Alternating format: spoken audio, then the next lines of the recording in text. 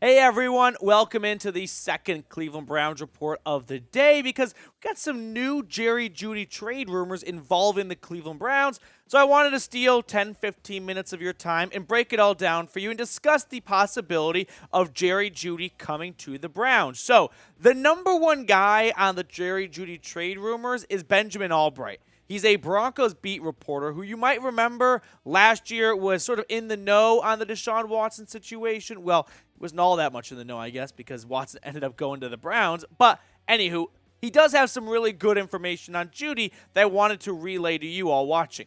So Benjamin Albright tweeted out, Dallas traded for Brandon Cooks, but Cleveland continues to pursue possible trade for Broncos wide receiver Jerry Jeudy per source. New England as well, but who cares about the Patriots? Let's talk about the Brownies. So if we can go back in time for a moment, go back to 5-6 days ago when Albright tweeted out, source confirms multiple teams have called inquiring about wide receiver Jerry Jeudy.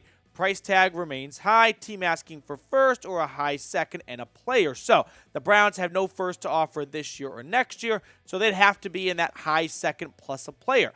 That was tweeted out March 16th. It's March 21st. It's 5 days later. If the Browns are still pursuing Jerry Jeudy despite the high price tag, sounds like Andrew Berry doesn't want to take no for an answer, right? And I'm guessing the Broncos only want to trade Jeudy for a first, and they're not rushing a trade because they want to see if someone will end up offering a first, like New England potentially. But I'm guessing Andrew Berry is being very aggressive and doing everything possible to get Denver to move on from asking for a first and seeing if they will settle for what Cleveland can offer, which is a second and, well, if Albright's statement is true, a player. Now, Cleveland has 8 picks in this upcoming draft, a second, a third, a pair of fourths, and a pair of fifths. I sound like I'm doing a game of cards right now, a 6 and a 7. So what could a trade, a draft pick plus a player look like? Here are 4 guys I think that could potentially get moved. They just seem like the most likely options. Notice how I'm not including Nick Chubb because I just don't see that happening. Greg Newsome's been rumored for a while. Wyatt Teller, after they gave Posick all that money and they extended Jack Conklin, maybe Cleveland could view him as a trade piece to try and get some money off their books and sweeten the deal potentially. I'm going to toss on Delpit and Wills, 2 guys still on their rookie contracts that if push came to shove, I don't think they'd be on the no-fly list as players the Browns would absolutely never move on from. I think these are 4 potential candidates, right? I think they would fall in that category of, would the Browns use them to get a Jerry Jeudy trade done? Maybe. So I want everyone watching right now to chime in before we get even further in this conversation. Would you trade a second and a player?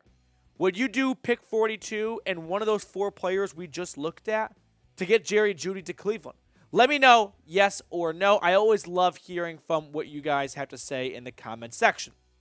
Now, before we start looking at Jerry Jeudy's stats, and we got some new stats to look at too, not just the regular what he did last season. I think it's always important to address the financial element of a trade. So, Jerry Jeudy's contract. His base salary with the Browns would be paying if they traded for him in 2023. It's dirt cheap. It's $2.6 million. Now, his base salary for next year, if/really when his 5th-year option gets picked up, well, then it goes up to $12.9 million. So, here's the deal. If the Browns trade for Jerry Jeudy or probably any other expensive-ish receiver for 2024, I'll say over $10 million base salary, that could make 2023 the last year for Amari Cooper. Because now if you get Jerry Jeudy and pick up his 5th-year option, well, the 2024 wide receiver cap hits for the Browns, they be paying a lot of receivers. This is the last year for DPJ. I fully expect a contract extension to get done, maybe even mid-season. I'm going to guess that Andrew Berry's going to try and keep that first year low. So pencil him in for a $4 million cap hit. Could be higher, could be lower, but I think it'll be in that range. Jeudy, if they got him, would be on the books for $12.9. That's a 5th-year option. There's not much wiggle room right there. Amari Cooper next year, he's on for $23.7 million. That's a big number. Add them all up, just those 3 receivers, you're looking at $40 million to the position. That's a good price for just one position group. So do keep in mind, if they were to get Jerry Jeudy, I don't think they would keep Jeudy and Cooper on the roster in 2024 if those are the price tags. So we're going to look at some stats on this in just a second, but if I could get 30 seconds of your time and ask if you haven't subscribed to please go ahead and do so. I'm trying to reach the next milestone here at the channel, and the more subscribers we get, the more studio space we get here at the channel, and that's more content for you. So hit that sub button down below if you haven't already, and help us reach 18,000 subscribers. Now, Jerry Jeudy, the career stats, when you just look at it as a whole, man, those numbers don't really jump out to you as someone who warrants a first-round pick, right? But he is coasting off that first-round draft status.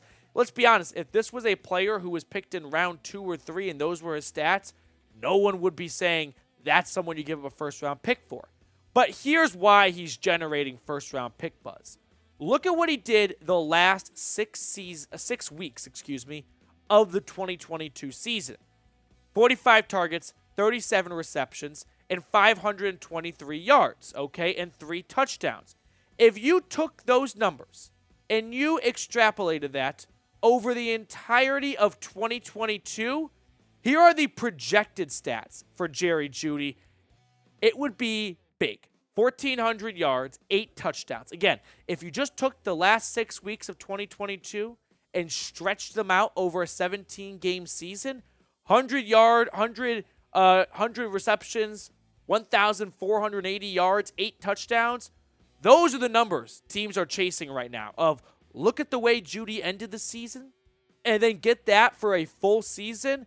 First-round pick for that kind of production, yeah, teams will sign up and do that if they think Jerry Jeudy can provide those numbers for more than just a 6-game stretch. So the big question, would I do it? A second in Newsome is not cheap. It's not.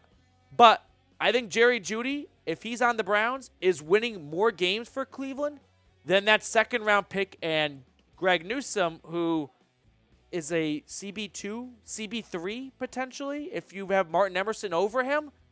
At that point, yeah, I probably am doing it because I think that's going to yield the Browns more success in 2023.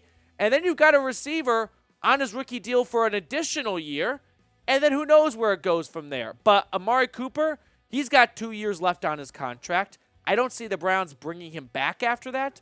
So Jerry Jeudy could sort of be a spark plug to have a wide receiver on your books, or on this roster rather, for years to come, who's still entering his prime. As for the second-round pick, let's look at some history here. 2019 NFL Draft. Look at the picks right around 42, where Cleveland is selecting. You've got some hits, right? Elton Jenkins, but then you got some misses, right? You got Trayvon Mullen, you got Drew Lock, you got a B- and a C. Go back another year, 2018, okay? Got some good picks. Harold Landry, for sure. I think Cortland Sutton is a solid pick. But then you got D- and Kerryon Johnson and Dante Pettis. The point is, don't look at that 42nd overall pick and just assume because it's a second-round pick that that player is going to be good. And if we're being completely honest, has Andrew Berry shown us that through 3 years, 2 years, whatever it is now, he's an excellent drafter? I don't really think so, right? I think he's a good drafter. I think he's better in free agency and trades, though, if we're talking about his skill set. So moving on from a second-round pick, I don't think is the end-all, be-all for the Browns because it's not like second-round picks are guarantees. Now, there is one issue, though.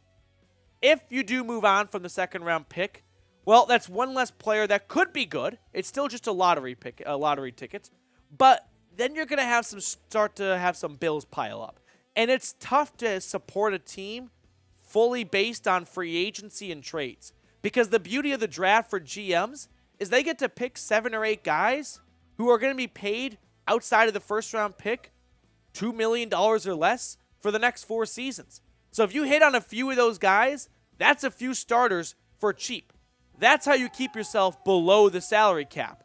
If you've got to fill out your roster through free agency, extending players and trades, that's pretty pricey, and that's not an easy way to keep yourself afloat for long. So moving on from some of these draft picks, at a certain point, it will catch up to you because you're not going to hit on all those day 3 picks, and you're going to look for improvements in free agency, and that's a much more costly way to build out your roster.